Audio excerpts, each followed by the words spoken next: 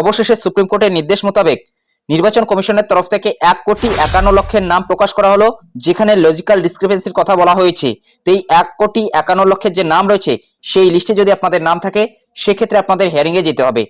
খসড়া লিস্টে নাম থাকা সত্ত্বেও কিন্তু আপনাদের এই লিস্টে নাম উঠতে পারে। তো এই লিস্টে আপনার নাম আছে কিনা, কিভাবে আপনার নামটি চেক করবেন, কোথায় এই লিস্ট পাবেন, অনলাইন আপনি লিস্টটি দেখতে পারবেন কিনা, যদি অনলাইন দেখতে পারেন সেক্ষেত্রে কোথায় আপনাকে সেই লিস্টটি দেখতে হবে অথবা কোন ওয়েবসাইটের মাধ্যমে দেখতে হবে, বিস্তারিত তথ্য জানিয়ে দিচ্ছি। এবং যদি আপনাদের হিয়ারিং এ যেতে হয় তাহলে কোন কোন কাগজপত্র নিয়ে যেতে হবে, কোন কোন ভুলের কারণে কি কি কাগজপত্র চাওয়া হচ্ছে, বিস্তারিত তথ্য জানাবো। ভিডিওটি প্রথম থেকে শেষ পর্যন্ত কন্টিনিউ করুন। এই মুহূর্তে এসআইআর নিয়ে গুরুত্বপূর্ণ আপডেট। 1,51,00,000 নাম কিন্তু প্রকাশ করা হয়েছে নির্বাচন কমিশনের তরফ থেকে এবং আজকেই কিন্তু সেই লিস্টটা প্রকাশ করা হয়েছে। অন স্ক্রিন আপনারা দেখতে পাচ্ছেন logical discrepancies in mapping list. তো ভিডিওটি শুরু করার আগে ছোট্ট একটি রিকোয়েস্ট, ভিডিওটি থেকে লাইক করে দিন, চ্যানেলে নতুন হলে চ্যানেলটি সাবস্ক্রাইব করে নিন, পাশে থাকা বেল আইকনটি প্রেস করে অল নোটিফিকেশনটি অন করে দিন। যদি ফেসবুক থেকে দেখে থাকেন অবশ্যই পেজটি ফলো করতে ভুলবেন না। এবং দেখতেই পাচ্ছেন বাদিকে কিন্তু ইপিক নং রয়েছে অর্থাৎ ভোটার কার্ড নম্বর, এখানে পার্ট নম্বর, এদিকে সিরিয়াল নম্বর, এরপর এখানে কিন্তু আপনি নেমটা দেখতে পাচ্ছেন, এরপর ম্যাপিং ক্যাটাগরি দেখতে পাচ্ছেন, প্রথমেই রয়েছে প্রোজেনি। তো এই যে লিস্টটি রয়েছে এই লিস্টটি হচ্ছে খসড়া লিস্টে নাম থাকা সত্ত্বেও কিন্তু অনেকের নাম এই লিস্টে উঠে গিয়েছে। এই লিস্টে যদি আপনাদের নাম থাকে অথবা এই যে 1,51,00,000 নাম প্রকাশ করা হয়েছে সেই লিস্টে যদি আপনাদের নাম থাকে সেক্ষেত্রে আপনাদের হিয়ারিং এ যেতে হবে। তো হিয়ারিং এ যে আপনাদের যেতে হবে সেই হিয়ারিং এ গিয়ে কোন কোন কাগজপত্র দেখাতে হবে সেটাও কিন্তু জানাবো এই ভিডিওর মাধ্যমে। তো অবশ্যই ভিডিওটি শেষ পর্যন্ত কন্টিনিউ করুন। তো দেখুন ম্যাপিং ক্যাটাগরির এখানে কিন্তু বেশ কয়েকটি কারণ দেখতে পাচ্ছেন, অর্থাৎ এখানে আপনাদের ভোটার কার্ড নম্বর থাকবে, নাম থাকবে, পার্ট নম্বর, সিরিয়াল নম্বর, এগুলো কিন্তু 2025-এর ভিত্তিতে। এবং পাশেই কিন্তু আপনি ম্যাপিং ক্যাটাগরিটা দেখতে পাচ্ছেন, অর্থাৎ কি কারণে আপনার ভুলটা হয়েছে অথবা কি কারণে আপনাকে হিয়ারিং এ যেতে হবে সেই কারণটা কিন্তু এখানে উল্লেখ করা রয়েছে। বেশিরভাগই প্রোজেনি রয়েছে, অর্থাৎ এই প্রোজেনি মানে আপনি যার সাথে লিঙ্ক করাতে চাইছেন তার সাথে আপনাদের তথ্যের অসঙ্গতি রয়েছে, সেই কারণেই কিন্তু এই প্রোজেনি কথাটি উল্লেখ করা রয়েছে। এবং দেখতেই পাচ্ছেন বেশিরভাগই কিন্তু প্রোজেনি রয়েছে, অর্থাৎ 1 কোটির অধিক কিন্তু রয়েছে এই প্রোজেনি। এরপরে রয়েছে নো ম্যাপিং, অর্থাৎ এই ব্যক্তির কোনোভাবেই ম্যাপিং করা যায়নি, অর্থাৎ 2002 সালের ভোটার লিস্টের সাথে কোনো ধরনের কিন্তু তথ্যের মিল পাওয়া যায়নি অথবা লিঙ্ক কিন্তু করা যায়নি, সেই ক্ষেত্রে এখানে কিন্তু নো ম্যাপিং এই কথাটি উল্লেখ করা রয়েছে। এরপরে রয়েছে প্রোজেনি, আবারও কিন্তু আপনারা দেখতে পাচ্ছেন প্রোজেনি, এবং তার নিচেই রয়েছে সেলফ, অর্থাৎ এই সেলফের মানে হচ্ছে কি 2002 সালের এই ব্যক্তির নাম কিন্তু ছিল, তা সত্ত্বেও কিন্তু এনার হিয়ারিং এ যেতে হবে। অর্থাৎ 2002 সালের ভোটার লিস্টে নাম থাকা সত্ত্বেও 2025 সালের ভোটার লিস্টের তথ্যের সাথে মিল পাওয়া যাচ্ছে না, সেই কারণে কিন্তু এনাকে হিয়ারিং এ ডাকা হচ্ছে অথবা হিয়ারিং এর লিস্টে কিন্তু তাদের নাম উঠে গিয়েছে। এবং তারপরে কিন্তু দেখতে পাচ্ছেন নো ম্যাপিং রয়েছে, অর্থাৎ বেশ কয়েকটি কারণ কিন্তু এখানে উল্লেখ করা রয়েছে। বেশিরভাগই কিন্তু দেখতে পাচ্ছেন প্রোজেনি রয়েছে, অর্থাৎ এই প্রোজেনি মানে আপনি যে 2002 সালের যার তথ্য দিলেন আপনার বাবা মায়ের অথবা ঠাকুরদা ঠাকুমার, তাদের সাথে আপনার কিছু তথ্যের কিন্তু অমিল পাওয়া গিয়েছে, সেই কারণে আপনাদের হিয়ারিং এ যেতে হবে। তো কি কি নথি নিয়ে যেতে হবে সেই বিষয়ে কিন্তু তথ্য চলে এসেছে। এবং দেখতেই পাচ্ছেন এখানে বেশিরভাগই কিন্তু প্রয়োজনী রয়েছে। আবারও জানিয়ে দিচ্ছি, দেখুন এখানে যাদের সেলফ রয়েছে, সেলফের কথা হচ্ছে 2002 সালের এই ব্যক্তির কিন্তু নিজের নাম ভোটার লিস্টে ছিল, তা সত্ত্বেও কিন্তু এই ব্যক্তিকে ডাকা হচ্ছে কারণ 2025 সালের তথ্যের সাথে এনার মিলছে না। তো এই যে লিস্টটি, এই লিস্টটি আপনারা কোথায় পাবেন? তো তার আগে আপনাদের কয়েকটি তথ্য জানিয়ে দিচ্ছি। এই যে 1,51,00,000 নাম উল্লেখ করা রয়েছে সেটা কি কারণে কাদের নাম উঠলো সেই বিষয়ে কিন্তু এখন আমরা জেনে নিচ্ছি। তো তার আগে জানিয়ে দিচ্ছি, সুপ্রিম কোর্টের তরফ থেকে নির্দেশ দেওয়া হয়েছে নির্বাচন কমিশনকে যাদের হিয়ারিং এ ডাকা হবে তাদের লিস্ট যাতে প্রকাশ করা হয়, এবং সেই লিস্টটাই হচ্ছে কিন্তু এই লিস্টটা লজিক্যাল ডিসক্রিপেন্সি, এখানে কিন্তু উল্লেখ করা রয়েছে ইন ম্যাপিং লিস্ট, অর্থাৎ লজিক্যাল ডিসক্রিপেন্সি অর্থাৎ তথ্যগত অসঙ্গতির কারণে এই লিস্টগুলো কিন্তু প্রকাশ করা হয়েছে। এবং এই লিস্টে যদি আপনাদের নাম থাকে প্রত্যেককেই কিন্তু যেতে হবে হিয়ারিং এ, অর্থাৎ এই লিস্টে নাম থাকলেই আপনাকে হিয়ারিং এ যেতে হবে। তো এই লিস্টে আপনার নাম আছে কিনা সেটা আপনি কিভাবে চেক করবেন? তো তার আগে কিছু তথ্য আপনাদের জানিয়ে দিচ্ছি। তৃণমূল কংগ্রেসের দায়ের করা মামলার পরিপ্রেক্ষিতে সুপ্রিম কোর্টের নির্দেশ মেনে নির্ধারিত সময়ের মধ্যে লজিক্যাল ডিসক্রিপেন্সি ও আনম্যাপ ভোটারদের তালিকা প্রকাশ করল নির্বাচন কমিশন। শনিবার রাত 9:30টার পর রাজ্য নির্বাচন কমিশনের ওয়েবসাইটে তালিকা আপলোড করা হয়েছে। সেই সঙ্গে ইআরও ও এইআরওর কাছে বুথ ভিত্তিক এই তালিকা পাঠানো হয়েছে। কমিশন সূত্রে খবর, আপাতত তারাই তালিকা দেখতে পাবেন। রবিবার সকাল থেকে নির্দিষ্ট জায়গায় অর্থাৎ পঞ্চায়েত অফিস, ব্লক ও ওয়ার্ড অফিসে তালিকা টাঙানো হলে তা দেখতে পাবেন সাধারণ ভোটাররা, অর্থাৎ ইতিমধ্যেই কিন্তু এই তালিকা টাঙানো হয়েছে। প্রায় অনেক ব্লক অফিস অথবা পঞ্চায়েত অফিস, বিডিও অফিসে কিন্তু এই তালিকা প্রকাশ করা হয়েছে। এক কথায় এই লিস্টটা কিন্তু আপনি অনলাইন দেখতে পারবেন না, ইআরও এবং এইআরওদের পাঠানো হয়েছে, তারাই কিন্তু সেই লিস্ট টাঙিয়ে দেবে আপনাদের গ্রাম পঞ্চায়েতে অথবা ওয়ার্ড অফিসে, সেখান থেকে কিন্তু সাধারণ মানুষকে সেই লিস্টটা দেখতে হবে।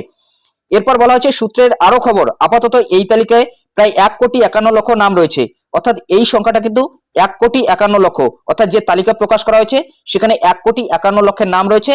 এবং এটা হচ্ছে কিন্তু হিয়ারিং এর লিস্ট, অর্থাৎ কাদের কাদের হিয়ারিং এ যেতে হবে সেই লিস্টটাই হচ্ছে কিন্তু এটা।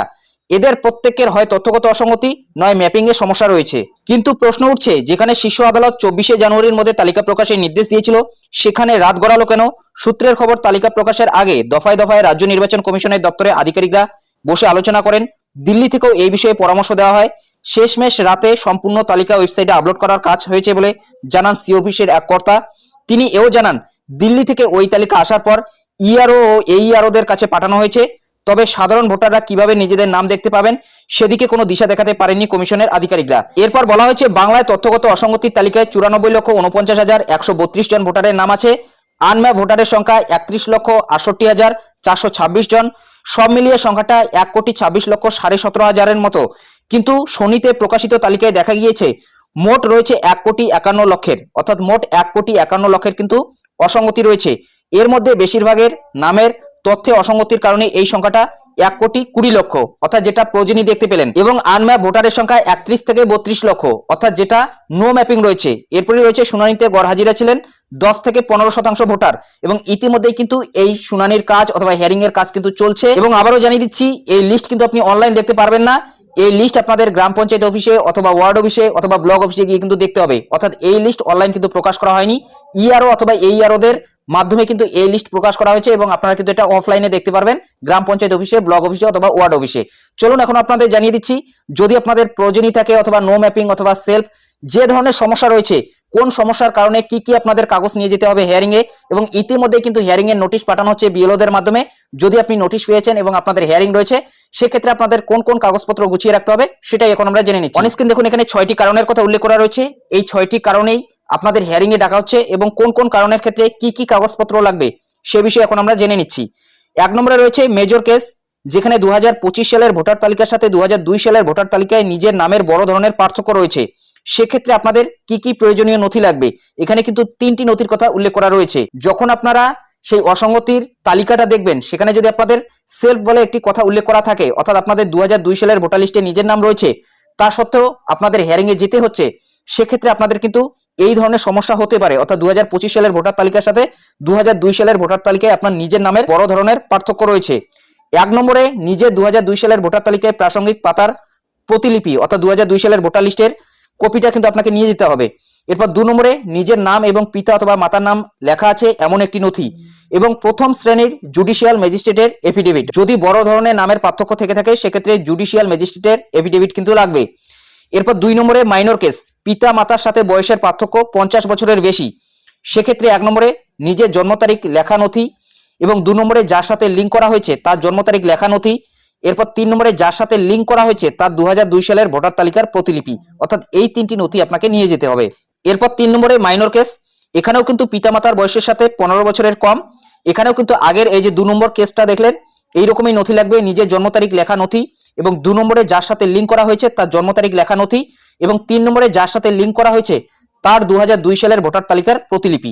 এবং 4 নম্বরে মাইনর কেস, আপনার সাথে যার প্রজেনি লিঙ্কেজ করা আছে তার সাথে মোট 6 জন বা তার বেশি জন প্রজেনি লিঙ্কেজ করেছেন।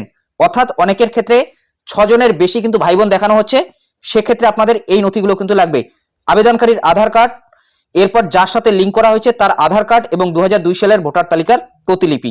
এবং 5 নম্বরে বলা হয়েছে বাবার নাম 2025 সালের ভোটার তালিকায় থাকা বাবার নামের সাথে মিলছে না।